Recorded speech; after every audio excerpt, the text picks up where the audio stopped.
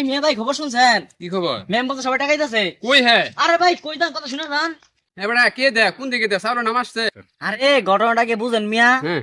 গর্ভবতীদের member টাকা দেয়। এই বেটা গর্ভবতী হইলে মেম্বারের লাভ কি?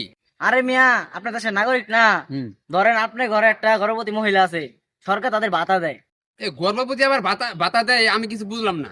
লোকটারে কেমনে বোঝাই? আরে মিয়া বয়স্ক ভাতা আর বিধবা ভাতা এমন গর্ভবতীদের একটা ভাতা দেয়। এখন আপনি নিবেন কিনা ওটা এখন? তো না নিলে খামু কি? এখন আপনার ঘরে যদি কেউ গর্ভবতী হয় তাহলে মেম্বারের কাছে নাম দিয়ে আহেন।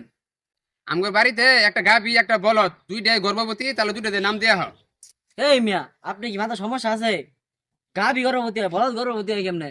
আরে বেটা ওটা বলদ গুরু, তাতে 5,000 টাকা কম দেখ, তাও টাকাটা দেখ।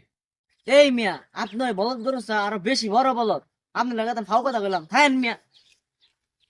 রে শালা, তাহলে গরু গর্ভবতী হলে টাকা দেয় না? এটা তো শালার আমি তো আগে জানি না।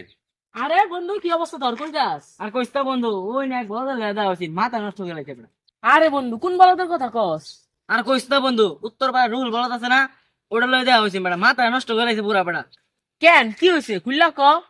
আর কইস্তা বন্ধু মেম্বারে গর্ভবতী মহিলাদের টাকা দেয়, মানে আমি এই খবর দেখার কাছে কইছি, হ্যাঁ কি আর গরু বাছুরের কথা কয়, বলদ গরুর কথা কয়, এর মতো কিনা বলদ আছে। ওরা আমি কইছি আপনি ঘরে যে কিনা গর্ভবতী মহিলা থাকে তাহলে বাতা করে টিয়া দিব কেনে যা। হ্যাঁ আজে বাজে কথা কয়, তাহলে ওই বন্ধু হেলাম বলদ আছে কদি। আরে বন্ধু কি কস? ওই কি আজকের বলত? ওই শুরু বেলাতে বলতে আমি কি আইতাছে আর তুই ওর লগে দেখা করছস? আরে বন্ধু কি কস, বোকা হইলে কি এত বোকা হয়? আর বলদ গরু কি কোনোদিন গর্ভবতী হয়? আর গর্ভবতী হইলে কি সরকার তার টাকা দিব ক? এমন বলদ আছে? তুই ক। আরে বলদের কথা বাদ দে, ল আমরা দি বন্ধু ঘুরি গা। ল তাহলে ঘুরি গা। ল